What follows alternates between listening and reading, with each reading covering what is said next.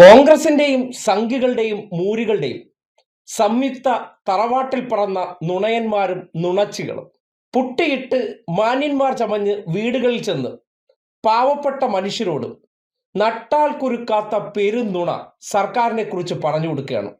ചിലയിടങ്ങളിൽ ഇത് വർക്കാവുന്നുണ്ട്, എന്നാൽ മറ്റ് ചിലയിടങ്ങളിൽ പറയുന്നത് മാത്രമേ ഓർമ്മയുള്ളൂ, അതോടുകൂടി കണ്ടം വഴി ഓടിക്കുന്ന ദൃശ്യം വരുന്നുണ്ട്. കാര്യം എല്ലാ മനുഷ്യരും അങ്ങനെയല്ലല്ലോ. ചില മനുഷ്യരെ സംബന്ധിക്കുന്നിടത്തോളം അവർക്ക് എന്താണ് ഈ നാട്ടിൽ സംഭവിച്ചുകൊണ്ടിരിക്കുന്നു എന്ന് അറിയാനുള്ള താല്പര്യവും ഉണ്ടായിരിക്കില്ല. അതുകൊണ്ട് തന്നെ പല കാര്യങ്ങളും അവരിലേക്ക് എത്താറുമില്ല. അങ്ങനെയുള്ള മനുഷ്യരെ എല്ലാം തേടിപ്പിടിച്ച് കണ്ടെത്തിയതിന് ശേഷം, അറിവില്ലായ്മയുണ്ട് എന്ന് മനസ്സിലാക്കിയതിന് ശേഷം, ഞങ്ങൾ മാന്യന്മാർ ചമഞ്ഞ് അവിടെ ചെന്ന് പച്ച നുണ പറയാൻ ചെല്ലുമ്പോൾ ചിലയിടങ്ങളിൽ തിരിച്ചുള്ള നല്ല ഗംഭീര പണി കിട്ടാറുണ്ട്.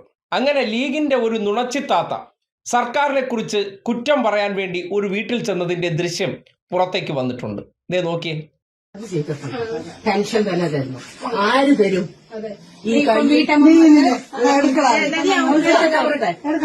കാലില്ല, കണ്ണില്ല, മൂക്കില്ല. എന്നെ സംബന്ധിച്ചൊക്കെ പറയണ ഒത്തിരി രോഗങ്ങൾ കടിമയാണ്. ആ രോഗങ്ങൾ കടിമയുള്ള ഞാൻ 10 പൈസ അതേ സാധനമില്ലാതെ ഓടിപ്പോയി എടുക്കുന്നത്, കയറ്റിമിട്ടെടുക്കുന്നത്. ഈ മനുഷ്യനുണ്ടാവും ഏതൊരു ഭരണം കയറിയാലും കിട്ടത്തില്ല. അത് തറച്ച് ഞാൻ പറയുന്നു. പിണറായി വിജയന്റെ ചങ്കൂറ്റം പോലെ ഒരുത്തർക്കുമില്ല. ഈ യുഡിഎഫ് തകർക്കാനായിട്ട് നോക്കുന്ന പല അവസരങ്ങളും ആ മനുഷ്യനത് ബുദ്ധിപൂർവ്വം കണ്ട് പുള്ളി നടപ്പിലാക്കുവാണ്. പുള്ളിയുടെ അടുത്ത് പോയി ലക്ഷണം വെച്ച് പഠിച്ച് പഠനം കണ്ടിട്ട് വേണം ഇവനൊക്കെ ഇറങ്ങിത്തിരിക്കാൻ. 18 മാസം വെച്ചാ ഈ തുണിയും പൊക്കി കുത്തി പോയി സന്ധ്യയിലെ പൊടിയും കിട്ടി പോയാലല്ലേ ഇവരിനി കയറി എത്ര നമുക്ക് തരും? നമ്മുടെ അനുഭവം നമ്മുടെ കണ്ണിലിരിക്കുവാണ്. എന്തായാലും വീട് കൊടുത്തവര് എത്ര പേർക്ക് അരി കൊടുത്തു, എത്ര പേർക്ക് ചികിത്സ. ഇന്ന് വേണ്ട നമ്മുടെ ഈ പിള്ളേർ ഇന്നും പൊതിച്ചോറ് കൊടുത്തോണ്ടിരിക്കുക അല്ലേ?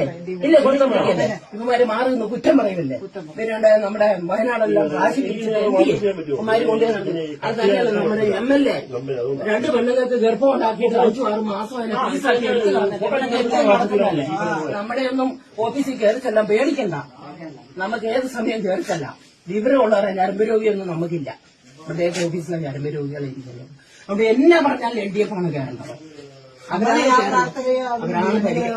ഞാൻ കഴിഞ്ഞ 2 പ്രാവശ്യം പ്രാർത്ഥിച്ചു. കൊന്തയെല്ലി പ്രധാന 2 പ്രാവശ്യം ജയിക്കും എന്നുള്ളത് ഉറപ്പാണ്. ഞാൻ അതുപോലെ ദീർഘമായും പ്രാർത്ഥിക്കുന്നുണ്ട്. കാരണം വെച്ചാൽ കർത്താവ് കൊണ്ട് തരുന്ന പോലെ നമുക്ക് 2000 രൂപ വരുന്നത്. ആര് തരും? അത് പറ. ഇതുപോലെ അമ്മമാരുടെ പ്രാർത്ഥനയും നമ്മുടെ ചങ്കൂറ്റം കൃത്യമായി കിട്ടി ജയിക്കും. ഞങ്ങളെല്ലാവരും കണ്ടല്ലോ, ചില മനുഷ്യർക്ക് വസ്തുതകൾ അറിയാം, സത്യങ്ങൾ അറിയാം. അവരുടെ അടുത്തേക്ക് ചെന്നിട്ട് അവരുടെ ഉള്ളിലേക്ക് അനാവശ്യ ഭയപ്പാടുണ്ടാക്കുക, ആശങ്ക ഉണ്ടാക്കുക, മതം പറയുക, ജാതി പറയുക, കിട്ടുന്ന ആനുകൂല്യങ്ങളെക്കുറിച്ച് തെറ്റിദ്ധരിപ്പിക്കുക തുടങ്ങിയ കലാപരിപാടികളാണ് ഇവിടെ രാഷ്ട്രീയ പ്രവർത്തനം എന്ന പേരിൽ അരങ്ങേറിക്കൊണ്ടിരിക്കുന്നത്. സാധാരണക്കാരായിട്ടുള്ള മനുഷ്യരെ ചേർത്ത് പിടിച്ച 5 വർഷങ്ങളും അവരുടെ ജീവിതങ്ങളിൽ ഇരുൾ പടരാതെ നോക്കിയ സർക്കാരിനെ നേരിട്ട് പോരാടി വീഴ്ത്താൻ പറ്റില്ല എന്ന് തിരിച്ചറിഞ്ഞുകൊണ്ടാണ് ഇപ്പോൾ ഇമ്മാതിരി അലവലാതിത്തരങ്ങൾ കാണിക്കുന്നത്. ആ അലവലാതിത്തരവുമായി ഒരു വീട്ടിൽ ചെന്ന് കയറിയപ്പോൾ ആ വീട്ടിലെ സാധാരണക്കാരായ വീട്ടമ്മയെ കണ്ടിട്ടാണ് ഇവർ കരുതിയത് ഒന്നും അറിഞ്ഞു, വിദ്യാഭ്യാസവും വിവരവും ഇല്ലാത്തതല്ലേ, നമ്മൾ പറയുന്നത് തന്നെ, അതോടുകൂടി വിശ്വസിച്ചോളും. ആ നിലയ്ക്ക് ചെന്ന് കയറിയതാണ്. എന്ത് വേണം?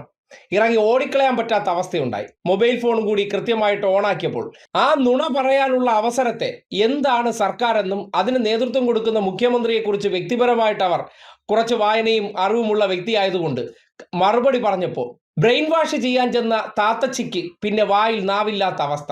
അവസാനം ആ സ്ത്രീ പറയുന്ന കേട്ട് അവർ കൂടി അന്തം വിട്ടു പോകുന്ന സാഹചര്യമാണ്.